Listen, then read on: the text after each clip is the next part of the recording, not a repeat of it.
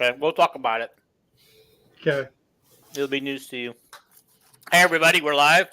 We're a little early. I'm sorry. I apologize for that. So hopefully you get the notification and you get here on time. All right, guys, before we get started, as always, subscribe if you haven't already subscribed. Hit that like button while you're thinking about it right now, while you're listening to me or watching us. Just hit that like button. Comment and please share this. Share this podcast with everybody. This week, it would be great to share this particular podcast with our Badger fans because our Badger fans would love to hear what we have to say today. Okay. All right. So I want to get started. This is a Wisconsin preview. I just wanted a couple noteworthy stats I wanted to compare. You know, Wisconsin averages 27 points a game, and they give up 19 points a game. And Iowa averages 29.4 game. Hey, guys, we've almost doubled our scoring average from last year. Isn't that great? But we also give up 19 points a game. So if everything goes as planned, we should win by 2 points. I know that doesn't work that way, guys. Nothing sounds more like Iowa, Wisconsin than a 2-point win. Yeah. I got a message today that was hilarious saying it said there's nothing more Iowa than moving the fastest quarterback to wide receiver. Yeah. Also, you know, I'm going to get to it, but Calvin's on here and he sent me something today, and I want to briefly hit on that real quick, but I don't want to hit on it yet. Okay. Wisconsin has rushed for 1,439 yards and given up 1,152 yards. They've got 19 rushing touchdowns and given up 9 touchdowns. Iowa, on the other hand, has rushed for 1,672 yards, and we've only given up 833 yards. When was the last time, guys, that we went against Wisconsin and we had more rushing yards than they did? Long time. Quite a while. Quite a while. Passing yards is a huge discrepancy here. They've got 1,705 yards. They've given up 1,337 yards. They've passed for 8 TDs and given up passing 8 TDs. However, we only have 1,111 passing yards, and we've given up 1,694. I would say if people say our pass defense isn't weak, I would say they're wrong. It's right there. Okay. Total offense. The difference is, though, they run the air raid. That's the two. Granted, since they've been winning, they actually switched, right? They run the ball a lot more now. Mm-hmm. But at the beginning of the year, they were still trying their air raid. So that's a huge deal. All righty. Okay. So total offense, they average 393 yards a game. They give up only 311. We average 347, or actually 348 yards a game, and we only give up 315 yards a game. Think how low that would be if we didn't have two teams go over 400 yards on us this year. You know? Wow. Or was it only one team? I think there was 2. I thought it was 2 too, yeah. I'd have to go back, but... Yeah. Calvin, hold on to that when we get to that. We're going to talk about Wisconsin first, and then we'll go over the quarterback situation and the craziness that's going with it. All right. Rushes for Wisconsin. Their top rushers are Tony Walker, 624 yards, 5-point carry. I can't even say his last name. 278 yards, 8.3 a carry.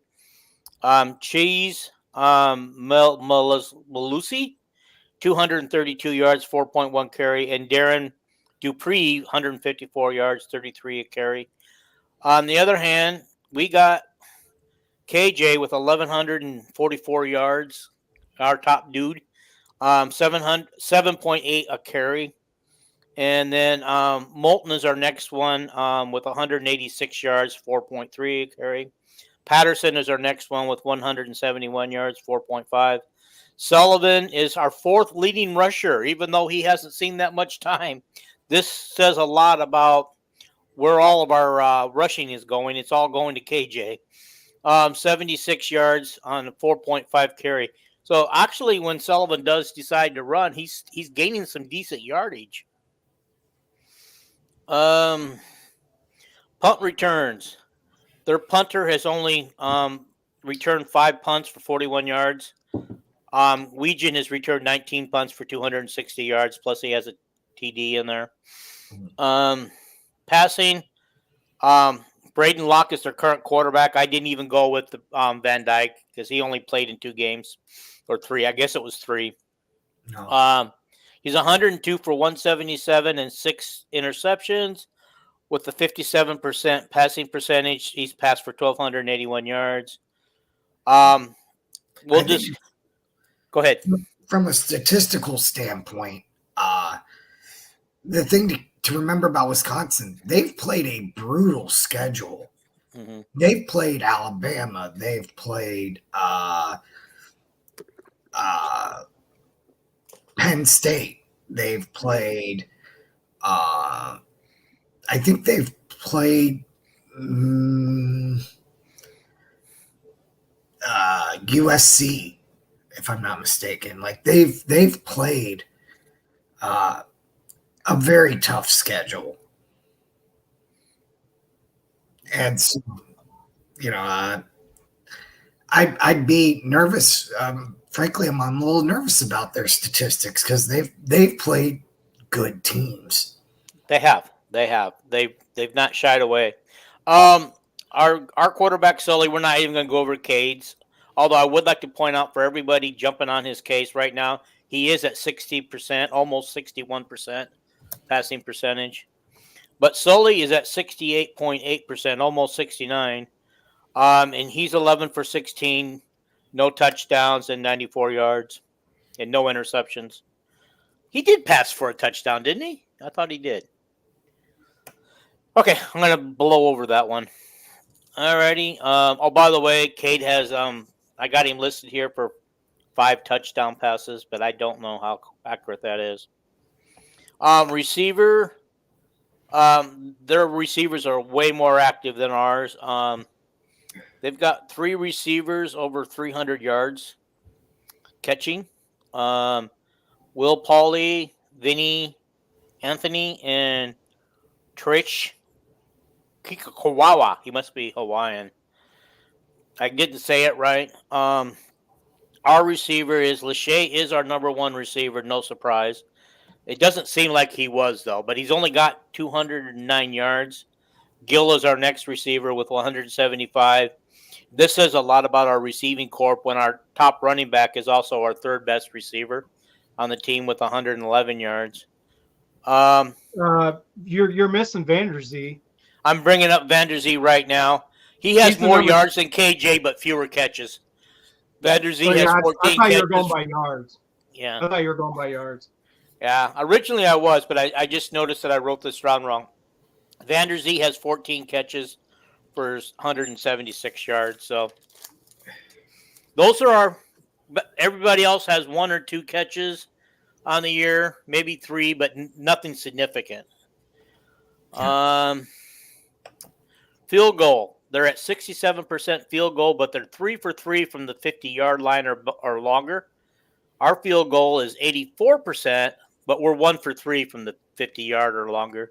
I just thought that was an interesting statistic if it comes down to field goals at 50 yards or plus on Saturday.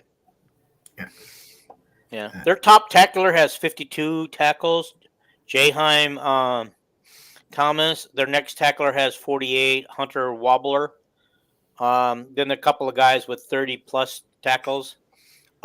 Compared to our tacklers, our best tacklers are Higgins, 84, Jackson, 56, Schulte, 36, Castro, 32, Herkett, 31, Xavier Wampa, 28, and Jamari Harris, who's way down the list at 19. There's several more people between Wampa and Jamari Harris. I thought Jamari Harris would have a few more tackles than that. The ball goes to Jamari's side of the field, so. Yeah, they don't throw to him. I know that. I realize that. Unless you're Northwestern. Yeah. Let me get back to my point here real quick because go ahead. Their stats, again, they've faced Alabama. They went to USC. They played Penn State. They have us now. And after us, it doesn't get any easier. They play Oregon, Nebraska, and Minnesota. So, I mean, that is a tough schedule. I know people like to look at the former Big Ten West teams and go, but that was a Nebraska team that just pushed Ohio State. But I think if you convinced us with your analogy the other night that was probably a trap game for Ohio State, and it very well could have been. But either way, but to go along with what you're saying, though, Paul, they lost. They got spanked in every one of those games. So true. every team Wisconsin has played with the Pulse, they got stomped. USC we found out isn't very good, but they stomped Wisconsin. They beat them 38-21. And I hope the Dodgers do, because I hate the Yankees. I'm a Cubs fan, but yeah, I'm they do it tonight. God, they're 3-0 already. This World Series might be one of the quicker ones.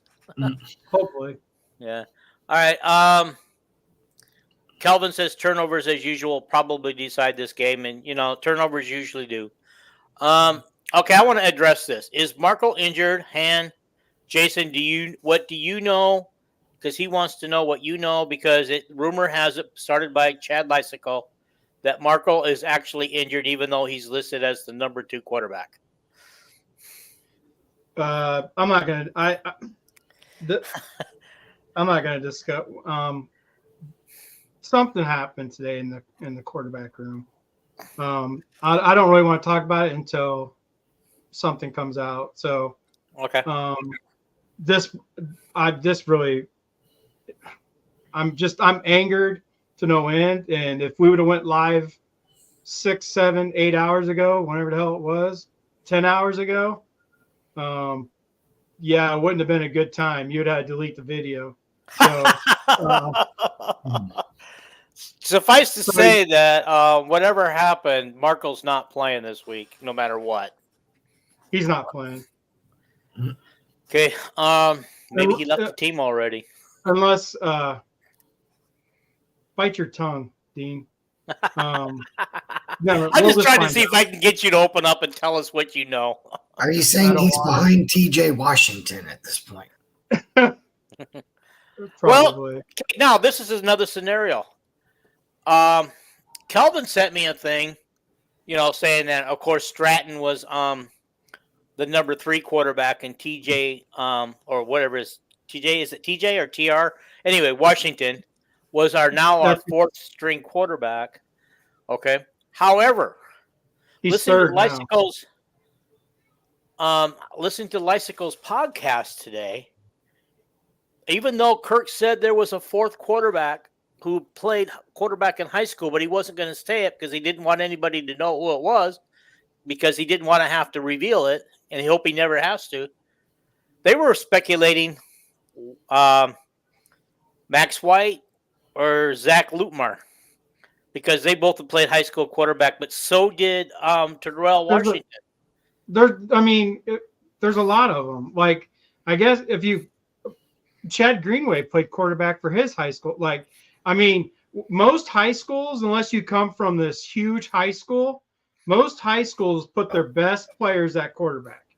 Most Division I athletes are usually the best players on their high school teams. Correct. So you're going to see a lot of Division I athletes who played quarterback in high school. Right. There's going to be a lot more that played quarterback in high school on Iowa's team than that you're aware of. No, and I absolutely agree with you that I don't have any reason to doubt that.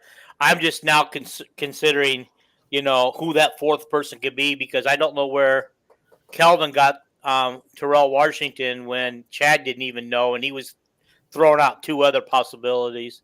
Chad doesn't know a lot. I keep telling you that. Yeah. Anyway, go ahead. Chad is not the know of know everything, or however you say that. See, now you got me fired up. I'm praying I can keep my brain in check. I'm just praying that your brain will reveal what you don't want us to know. No. I'm getting a little fiery. I got a little watery eyes. No. Okay. Okay, Kelvin's saying he doesn't know it's Washington. He speculated because he was a high school quarterback too. Would it be crazy to throw out Luke Lachey's name? I mean, Iowa has a history of trying the tight end as a wildcat quarterback. Yeah. But this is crazy because Rezar, is a quarterback, and they switch him to wide receiver, but he tore out his knee or something. Yeah, but what I hear. But what I've been telling people as well, and I know whatever Chad freaking says, they didn't move him like 100%, right? They were trying to help the wide receiver room, knowing he wasn't going to play quarterback. Right. I mean, he legit could be the next Marvin McNutt. He's got speed. He's got skills, right? He's faster than McNutt ever was. Who knows if he has the hands of McNutt, though? Because remember, McNutt came in as a quarterback. Right. And they moved him to wide receiver. Right. Yeah. No, but it made sense this year to let him work with wide receivers and just see what happens because he wasn't going to play quarterback, right? So, I mean, the move wasn't a full speed ahead move to wide receiver. There. Okay. So you're saying he was just doing it this year? Yeah. I don't know. Chad Lysipo was saying how well it went. Saying that he doesn't pass the ball very well, but he's very speedy, and at 6'4", they thought he would make a great wide receiver. It's too bad he tore his knee, or we might have found out for ourselves this year. And keep in mind that he has 4 games to play with, or those freshmen have 4 games that they can see action in and keep that red shirt. So right, but yeah, they could have tried him at wide receiver if it came down to it. You're right. Just let him see what happens. I mean, it's basically an athletic kid who can play quarterback, but you could try him somewhere else because he's one of those kids who was the best athlete on his high school team, so he played quarterback. So he may be. And maybe we need the depth, but is it Mota, the kid from Marion? I think he was a high school quarterback that we haven't seen him find the field. Maybe he gets a shot on Saturday at wide receiver just because of the numbers. I don't know, but well, there you go. Schulte was a quarterback. McDermott. I mean, there's a lot of high school quarterbacks on most Division I teams. Yeah. They used to come in they want to put them on some defense because good quarterbacks also make good defenders in the linebacker and D-back room. Yep. Marion kid broke his foot. Oh, okay. Moda. Yeah, I like that kid too. Well, dang. I wondered why we hadn't seen him this year because I thought he was poised for a breakout year. I mean, the wide receiver room, they need receivers. They do. They do. That's painfully obviously as I went through my wide receiver catching receivers. So who do we have that can play at the moment? Like that list seems shorter than maybe this is the week that Weegen is actually a feature wide receiver just because we have is Seth Anderson healthy? The problem is Weegen kind of plays the same position as Gill and Weiskopf was. He's a speedy kid too. I didn't know that. I think he plays linebacker, don't he? Middle or outside? Anyway, I know he's fast, but I don't remember him being a high school quarterback. But anyway, what was I saying? I forgot my train of thought. But what were you talking about? Oh, the receiver room? Yeah, with Weegen. Weegen kind of plays the same position as Gill, right? And both of them are same style, but Weegen is so much faster. Right. So the position is the X, which is going to be freshman Howard now, right? Because Vanderzee's gone. So I bet you Howard gets a lot of time out there because that's where you want your bigger kid. So yeah, I mean, I guess we'll see. Yeah, it seems like Howard and Bowie are getting a lot of looks and targets right now. Too. Okay. So, this Stratton guy, I suppose he'll never see the field, even if Okay, what I want to know. Sully goes down, he gets injured, he runs too much, and he breaks his foot or something. Who's next in, Stratton or Marco? It's Stratton. It's Stratton. Okay. Okay, that tells me more than I want to know. So Marco is hurt, or he's he's hurt. That's obvious. Then hopefully that'll come out, so that you can be calm. If all 84 other players were injured and Marco was the only one left, would Marco play? Would he be?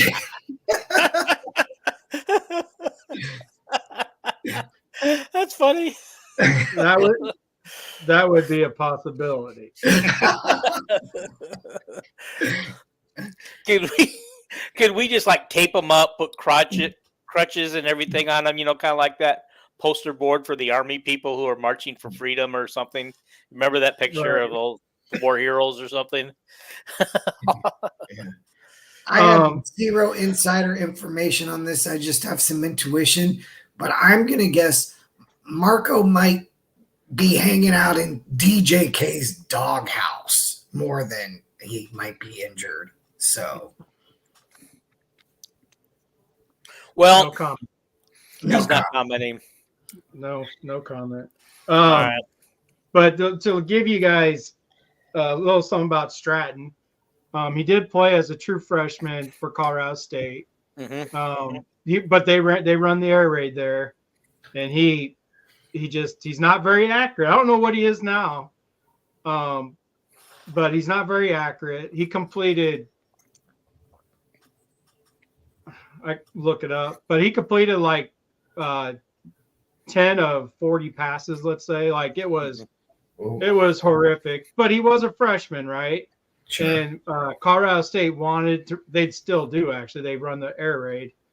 I'm not sure why Iowa got him. He's a big kid. He's another 6'4" kid. Let's move him to wide receiver and see what happens. Tyler Tachman did an interview, and they were talking about on the podcast today, which on my 20-minute trip home, I heard the whole podcast plus more because my trip took too long to get home. But anyhow, he was talking about how they interviewed him, and he said he's an accurate passer. He's not fast. But he won't use his feet, but he will get the ball where it needs to go to, so he won't be sacked. He thinks pretty highly of himself. So I don't know. If those things were true, yeah. Are you telling me that's what Stratton said about himself? Yes, he said it to Tyler Tachman. They dug it out. Calvin should be able to back me up on this because I think he listened to the same podcast. Oh, I thought you were saying that's what the reporter was saying about him. No, this is what he said about himself, and I just thought this is amazing. This guy really thinks highly of himself. But you were talking about needing a quarterback with a little moxie, a little arrogance, a little confidence. I think he's got it. Now I'm really curious about. Hold on, you keep going. I'm going to look up his stats. It was bad. Okay. All right. So, I had some other stuff I wanted to go over, but that's fine. Did you write it down? Yes, I did, but I can't find it now because everything was.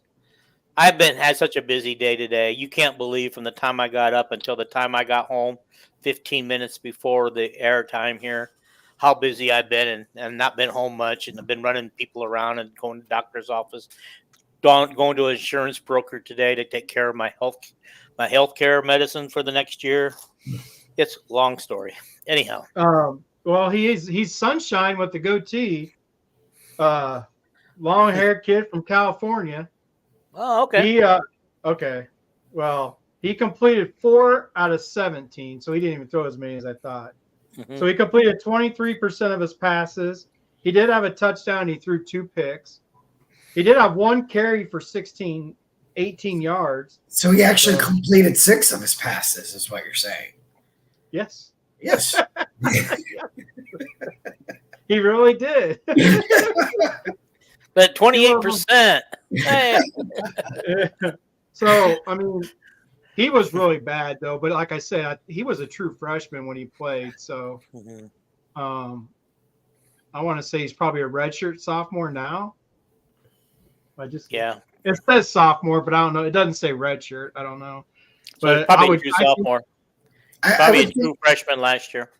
Being a true freshman in an air raid system, I would think would have its challenges because there's a lot of side adjustments. You have to be on the same page with the receivers, and they're reading the defensive back. And realistically, you'd have to run the air raid in high school to come straight out and understand it. Because, like you're saying, there's so many option routes. The receivers run their routes off of the defense, right? So you have to be on the same page. So, yeah, if he didn't run it in high school, I mean, it would have been hard for him to just pick up and play as a So did Colorado State just start running the air raid with the current coach, or were they running it before the current coach came? No. They started running with the Iowa guy. Why can I never remember his damn name? They got Matt Mummy is his offensive coordinator. Hal Mummy's son. I don't know who that is. Coach, let me ask you about the air raid a little bit. When we're talking about option routes for the wide receivers, right? Yeah. Do they go in pre-play with, say, 2 or 3 options based on the look, so the quarterback has some idea what he's going to do? I mean, I just can't imagine that they go out there and it's just like, okay, well, you could be running a dig, you could be running a post, you could be running a curl, you could be running. Right. No, that's how it is. But remember, the receiver sees the same thing the quarterback does. So they both have the same keys, right? So when you get up there, the quarterback already knows what the receiver should run based on the defense. Okay. But then post snap, it could change depending on what the defense does. So the quarterback has to see the same thing the receiver does. I mean, they go up to the line of scrimmage not knowing what route they're going to run until the defense lines up. And then if the defense lines up outside, right, outside your receiver, then he's going to run an inside route, whether it's a dig, a slant, just all depends. Or they're going to run wide receiver screens. You see a lot of like wide receiver screens in the air raid as well. If they're playing off, they just might chuck it out there to them. So, yeah, they do. They go up to the line of scrimmage because both receivers and quarterback have to be on the same page. They got to see the same thing, but they have the same keys, right? They have all the same keys, so they know from the coaching that when they see something, that's what they're going to run. Both quarterback and receiver already know. But if you're a quarterback who has never done it before, coming in and you're learning it, I mean, it would be hard as hell. Yeah, because the receiver's going to see it, and if the quarterback doesn't see it the same way the receiver sees it, I mean, that's a pick, right? So, yeah, I mean, no, you have to. That's not something like Matt Rogers. He came in to Mississippi State. His dad ran the air raid in Mississippi, right, with Mike Leach, and he played lights out as a true freshman, and then as a sophomore, before Mike's passing. So, but Matt Rogers did it because he ran it in high school. He already knew a lot about the air raid. Obviously, Mike Leach's version just broadened it compared to what he ran in high school, but he already knew like how it works, how it operates, all the tendencies of what people do. He knew the insides of the air raid. Mike Leach just expanded it. So that's the only way a true freshman could really come in and run an air raid offense. Yeah.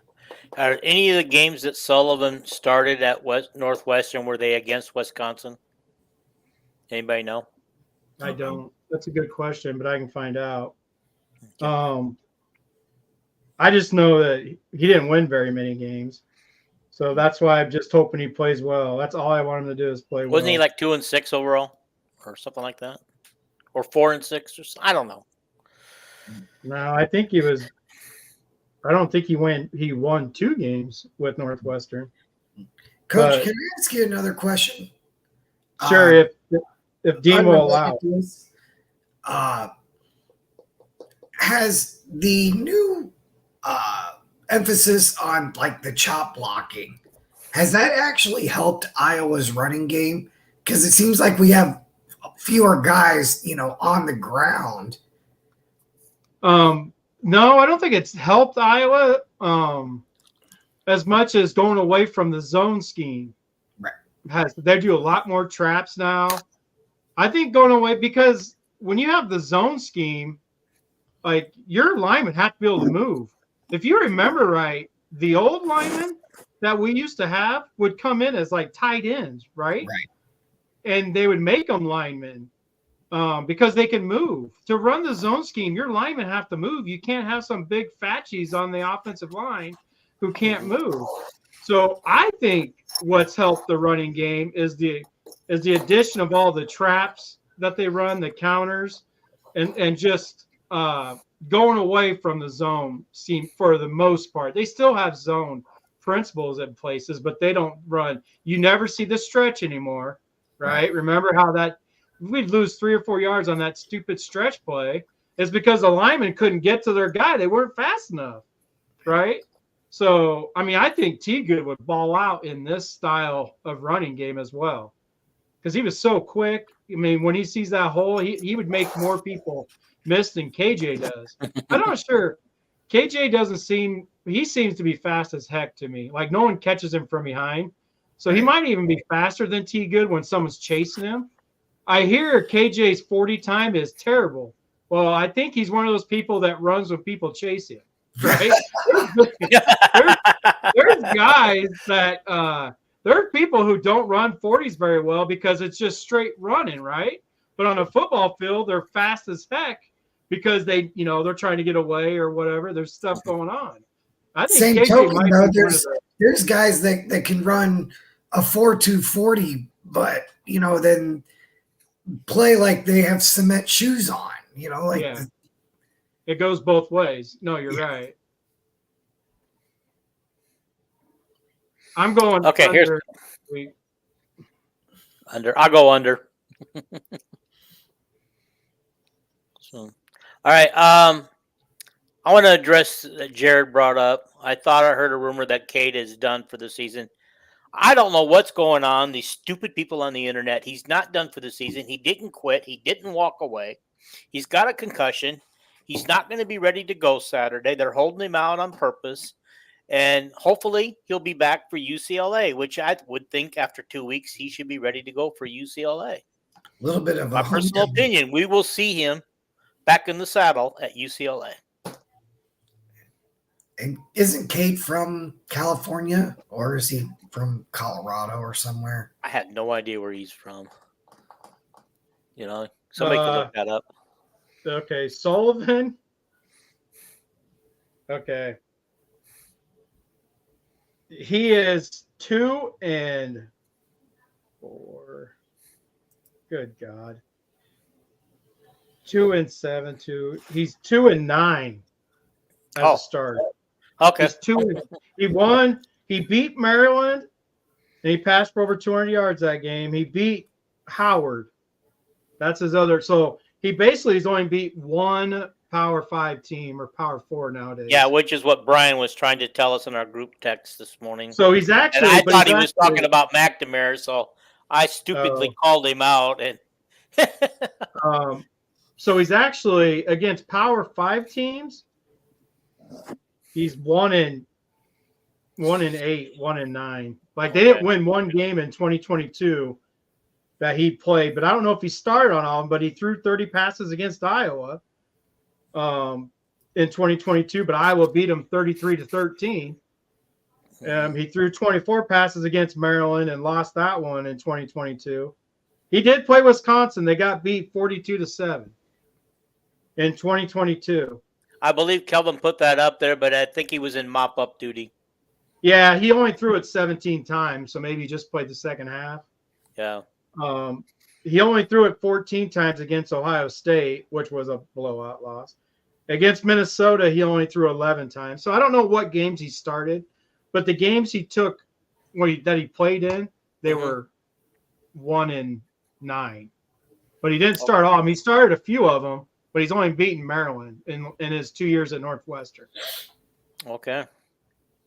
Now we know.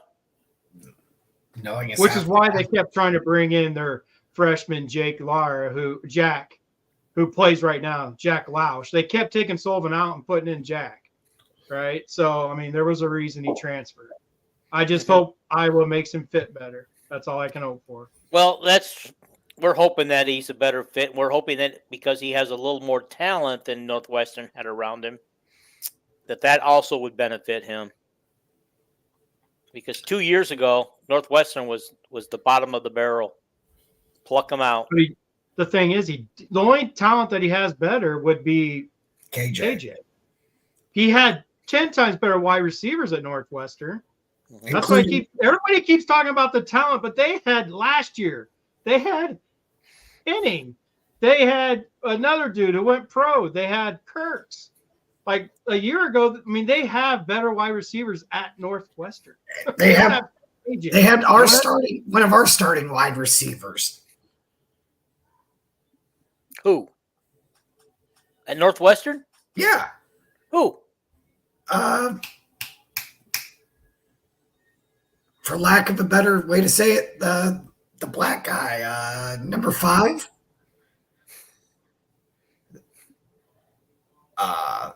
I'm lost. He transferred in with Sullivan. Oh, Gill. Oh, you're talking about we thought you were talking the other way around. No. Yeah, good point, Paul. Gill was at Northwestern, couldn't play with their wide receivers. He comes to Iowa, he starts. That's a valid point. No, 100%. Yeah, he was at Northwestern. That's the kind of talent they have at Northwestern, where Gill was there, couldn't play, and he comes to Iowa and he starts. And he doesn't start because of injury. He literally started the year. Yeah. Right? That's the kind of talent he had around him at Northwestern. Well, to be fair, I think he started the year because Brown was suspended. Mm-hmm. Oh, I forgot about Brown. Darn it. Now I'm mad again. I'm not sure I would have seen as much of Gill. If Brown was healthy. And Seth Anderson. I got a question for you. Do we start to see less Gill targets now that Seth Anderson is healthy and is taking targets himself now? I mean, it just depends on the play calling. Like, I don't think Lester has a plan to get certain people the ball. I think he runs plays that he thinks is going to work, and he just sets plays up for the second half and hopes the defense does their thing to keep it to where he can keep setting it up to where we just have a huge second half. Right. It doesn't matter who the dang quarterback is, like Paul said at our last podcast, because it's been the exact same. What we saw against Northwestern in the second half was the same thing we've been seeing all year. Like, I literally don't think Lester says, okay, I got to get this person the ball, this person. I think he looks at, didn't somebody say he evaluated defenses for Green Bay or something? I think, is that what he did at Green Bay, Dean? He was some kind of analyst. Yeah, he was like an offensive analyst, but I think what he did was he analyzed the other team's defense, I think. So if he did that, because it feels like that's what he does now as well, right? Mm-hmm. He's analyzing the defense we're going up against, so he calls plays in the first half to set up plays in the second half. And it's freaking, he's right. With Deacon Hill, we still won 10 games. So, I mean. Yeah. If we can win with Deacon Hill, we can win with Sully. There's truth to that. There is very big truth to that. 100%. I just want to point out, though, that we technically won 11 games. The referees refused to give us that win. I have the shirt to prove it. And the amount of people who know what that shirt means, when all it says is it wasn't a fair catch. Mm-hmm. The amount of attention I get out in Omaha, the people who understand it, that are like, even Nebraska fans will laugh about it, but then Iowa fans will be like, "Go Hawks!" Like, they'll walk by me at Hy-Vee, "Go Hawks!" They do. That's how it is. Yeah, It's I pretty don't have that. hilarious. I don't have that T-shirt, but right after that happened, I had a lot of people here in California trying to console me over it, over that play. Right. Yeah. Is it too early for us to go ahead and get into our picks? Because I know Coach is going to have to drop Yeah, off. probably a good time we can do that. Then if we got time left, we can do other things. Well, I mean, Okay. are we going to? Oh, never mind. We already did that. My bad. What's that? Okay. No, nothing. Go ahead. All right. Go ahead. Okay. We're gonna get into our picks, and I feel like we'll have some time left over. Okay. Ohio State at Penn State, guys. Guess what? I took Penn State. Jason, you get to go first. What was the? Sorry, who? Ohio State at Penn State. I'm going to go Ohio State. Okay. I'm going to roll with Coach here. Let me take the Buckeyes. I think they want to show that they're not the team that played last week. Like, well, I just think they're bored of playing those other teams, right? Mm-hmm. This is one of those teams that they're going to be up for right Yes. away. It's going to be they're going to be ready to go. It's not going to be like Nebraska just got beat 57-7. This is going to suck. Is that a big noon kickoff again, or is it a night game? Or I don't know if it's a big noon game. I heard something on a podcast today that Penn State refused to do big noon games at home. I don't know how true that is, or if I even heard that right. I don't think Penn State gets to tell Fox when they have the rights to the game, no, we're not doing big noon. Yeah, actually, they probably guess what it can. is. Guess what it is, Paul? You're 100% accurate. It's big noon. Yep. Okay. On Fox. Well, I kind It's of on wonder Fox. because Iowa has said that they won't play Friday night games at home. So what do? They give Iowa Friday night games on the road. Same with Nebraska. Nebraska athletic director said the same thing. It's just ruining high school football. Yeah. It's like he said. I mean, he goes. He never wants to do it again after. Didn't they play Colorado or somebody on Friday night? I don't remember who. But I think it was. The athletic director came out and said, "I don't ever want to see this again. This is stupid. It takes away from high school football." Yeah. I think right. there's a big difference between being the Friday night Fox Sports 1 game and Fox National, saying we want you in the big noon kickoff slot. Like, I just don't think you get to turn your, thumb your nose up at that. There's a little bit of different value in those games. I'm sure. Yeah, there's too much money involved for Penn State to say, we're not doing it. Whatever. Guys, I got to tell you, these picks are going to be tough this week. I've got Minnesota at Illinois, and believe it or not, Minnesota is a slight favorite at Illinois. Yeah, they're playing well. It's like I was saying a week ago, which is why I picked Minnesota. They figured out their identity, right? Their defense has been good all year, with the exception of the second half against Iowa. Just one of those things. To saying all that, though, I'm going to go with Illinois. But it's going to be a great game, though. I really believe that. Paul. Boy, I will take Illinois at home. Yeah, same here. If the game is at Minnesota, I'd probably take the Gophers, but I'll take Illinois in a windy stadium. Their kicker is more familiar with how it goes, and I like their chances of winning a close one. Get that being the difference. Yeah, I actually also took Illinois. Oregon at Michigan. Does Michigan rise to the occasion, guys? I don't know where the stat line is on this. It's not going to matter. I'm rolling with Oregon. I'll go first. Michigan's in trouble. Yeah. Give me the Ducks all day long. I also took them. Jared believes in Michigan. All right, Jared. Somebody believes in Michigan. At least somebody does. They need somebody. Right. They did step up against USC. All right. Well, it turns out USC sucks. Yeah. That's true. Wasn't that game also in the Big House? Yeah, it was. Yeah. So now Michigan's going to travel 2 time zones, go out west. No, it's at Michigan's at home. Oh, it's at Michigan. Oh, well, I'm still sticking. Does that change you guys' theory? I mean, it's going to be closer than it would have been, but I'm still rolling with Oregon. I think Oregon wins by double digits. Okay. All right, next game, Indiana at Michigan State. Oh, that's easy. Go for it. Tell me. Hoosiers, baby. Give me Indiana, man. I'm officially on that train. I gotta be. Most of my losses are because of Indiana. I keep going against them. So I'm gonna roll with Indiana this week and see what happens. I picked against them almost every week. Okay. I also took Indiana, guys. So except for the Penn State-Ohio State game, we're all on board together. UCLA at Nebraska.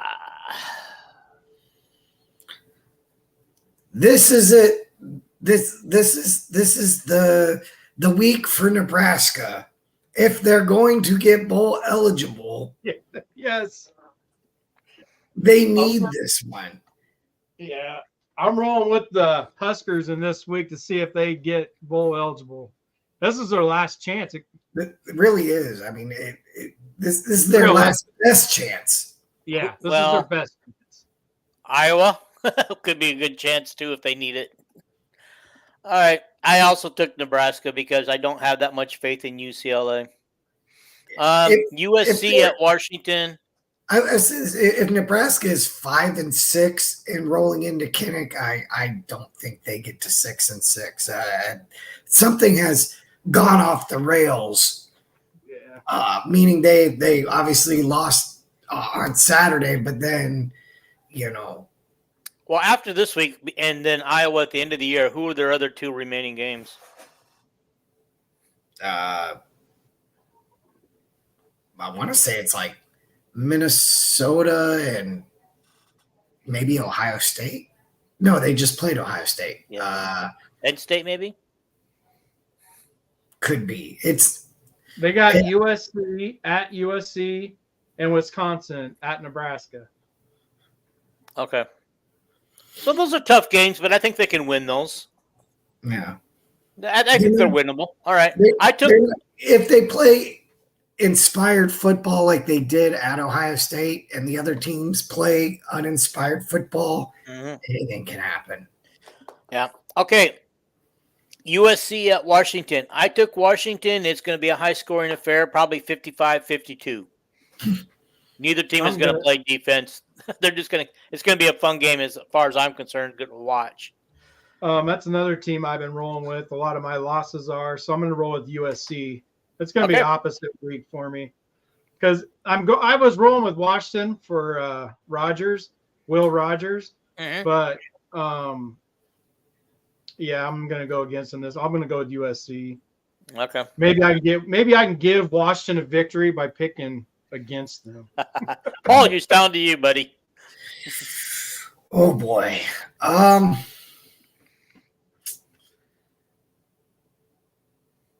I'm gonna roll with the Trojans on the road. All right, guys, this could be a make or break week for me. Yeah, because I've gone against you guys on 2 games now. I either die or I ride high. Yeah. I'm riding coattails, whereas I should say coach tails. So. All right. Northwestern at Purdue. Jason, give me your pick. I'm going to go with Northwestern. I was riding with Purdue. Everybody in here knows that. I was riding with Purdue, too. There's another team that killed me all year. Yeah, so I'm going to go against Purdue. Paul.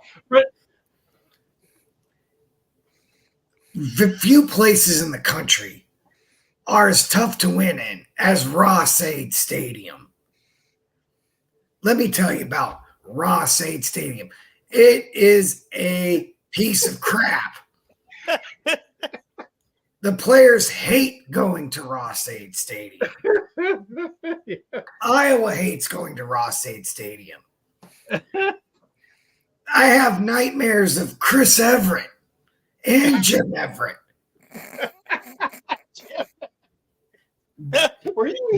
Jim, don't call me Chris. You were a toddler whenever it was at Purdue. If that. I'm gonna roll with the spoiler makers this week. There you go. Purdue. Guess what, guys? I too am taking Purdue. Dang it! So I'm rolling out on the limb here. Yeah. I don't know. This game is a hard one to pick. I'm just taking them because Purdue's at home. Yeah. This game could go either way because these are the two last place teams in the Big Ten. Hey, maybe it's another team that I give a victory by going against them. There you go. Every time I picked them, I lost. All right. Our final pick. And I want to score. Wisconsin at Iowa. You want to go first, Paul? Or Sure. So here's my analysis. Iowa has a terrible tendency of putting up good numbers on offense one week and then coming out the next week and can't move the football, right? We saw that heading into Ohio State. We saw it heading into Michigan State. We've seen it over the years. Coming off the drubbing of Ohio State in 2019, then turn around and we couldn't score an offensive point against Wisconsin the next week. I hate to say this, but I like Wisconsin to win this game.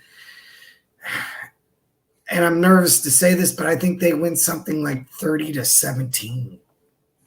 Wow. Didn't see that one coming. Jason. Well, I have Iowa. I'm going to say Iowa wins like 17-14. I think there's going to be turnovers on both offenses. The quarterback for Wisconsin is not very good. So they don't have, the best of rushing attacks, but they do have a decent rushing attack. They have a decent defense. I think their defense is going to probably hurt us in the first half for sure. And we're just going to have to do what we've been doing, wait to see what lesser adjustments are for KJ. I feel it's going to be the same thing we've seen most of the year. Wisconsin's probably the third best defense we've played all year. So I got Iowa. I'm just going to say Iowa 17-14. If they score 30, like Paul said, it's going to be a rough rest of the year. I got Iowa 2019 with a walk-off field goal from the 55-yard line. Oh. That's my bold prediction. I mean, that's a bold prediction. That'd be amazing if he can kick. Remember last year against Nebraska where he couldn't make a field goal? We put in with the backup kicker to hit the game winner, and then have him turn around and kick a 55-yarder to beat Wisconsin would just be amazing. That would be nice. And also knowing that he hasn't kicked one longer than 51 yards yet this year. But, he'll get his accuracy. I think his accuracy is there. The length is definitely there. He just has to get the accuracy down. Yeah, he's got the leg to do it. Yeah. Okay, so I think those are some pretty solid picks, guys. This week is probably the hardest week to pick, so we might go 5-5. 4-4. Yeah, it was sort of kind of hinted at in the chats here with the questions as far as what kind of QB stats will Sullivan need. I don't know that his stats are going to be all that important. To me, the stat of the game is going to be the starting yard line for drives. If Iowa is winning the field position battle, they have a very good chance to win the football game. If Iowa struggles to move the football and we're constantly starting drives inside our 10-yard line, it could be a long day.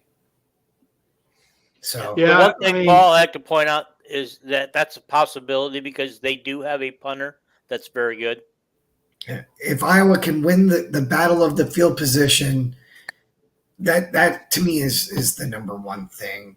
Yeah, in my opinion, like if Iowa doesn't turn the ball over and they punt the ball, right? Because we have a great punter as well.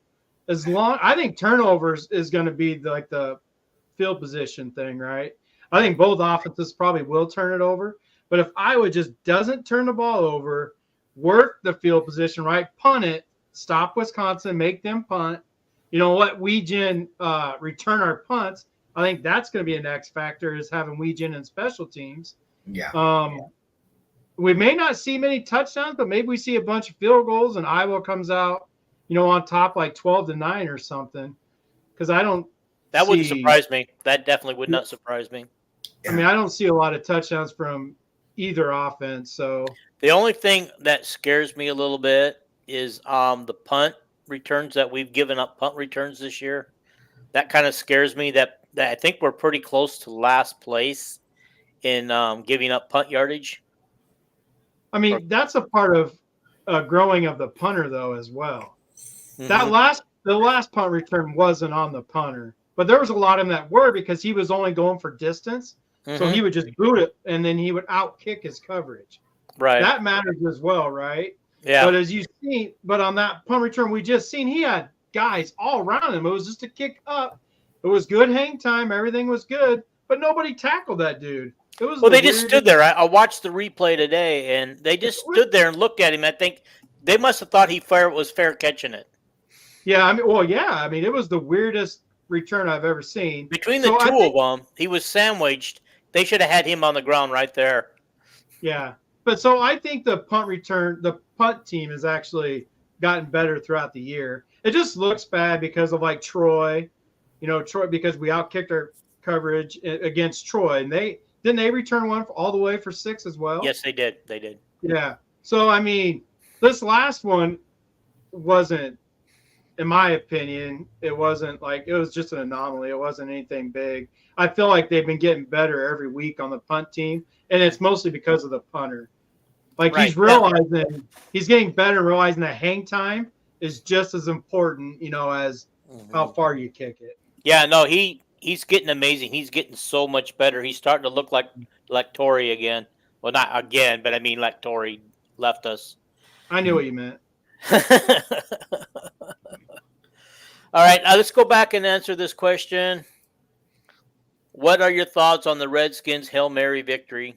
I didn't see it, so I want to apologize. I don't have any thoughts on it, except I'm I heard that. Apologize, but I didn't see it. I don't watch the NFL very often, except my Broncos. So, and there's no Hawkeyes on the Redskins, is there? I watch Hawkeyes, so I'll watch the Lions. I watch T Good, so I'll watch the Colts. T Good's having a pretty good. They played the Bears last night, right? I don't have any idea. I watched Tyrone Tracy have a hell of a game for the Giants last night. He had 2 runs over 20 yards. I don't know what his final stats were, but he was breaking tackles. So I watched Tyrone Tracy. Look at that, and he didn't want to switch to the running back position at Iowa. Yeah. Look what could have been. Well, he didn't want to do it at Purdue either. It's why he played a year, and then Purdue just flat out made him play running back. Yeah, he says they beat the Bears. I heard that the Bears have filed and turned in film because I guess on that drive that led to the winning touchdown, I guess there was a lot of holding, but I didn't watch the game, so a lot of holding that didn't get called. One other thing I want to bring up before we guys go, because I know we got to get out of here. Tomorrow night, we may have a World Series 5 game because, the Yankees could win tonight and force a 5th one tomorrow night. We have women's basketball tomorrow night. Exhibition season starts. Or it doesn't start. One and only game. So we got the women playing an exhibition game tomorrow night. Brad Heinrichs has got a show for the Swarm tomorrow night, 8 o'clock Central Time. At this point, I do not know how to access it. I went to his website, not his website, but on the Swarm forum on On3, and where he announced it, but he didn't tell anybody how to access it. But you have to be a member of the Swarm, so be a good time to sign up for the Swarm. He's going to have Tyler on there as his guest. Sweet. You're right, Kelvin. What I saw was a 38-yard kickoff return. He's still returning kicks for him, but you're right. He doesn't get much snaps at running back with Taylor back. But he did have a 38-yard kickoff return. Oh. All right, I got to go, guys. I got to go too. So, guys, it's been wonderful. We'll see you next time. See you Sunday night when we're discussing a an Iowa victory over Wisconsin. God, I hope I just didn't predict something that I don't want to come true. I know, we're getting off. All right, bye. Take care, bye.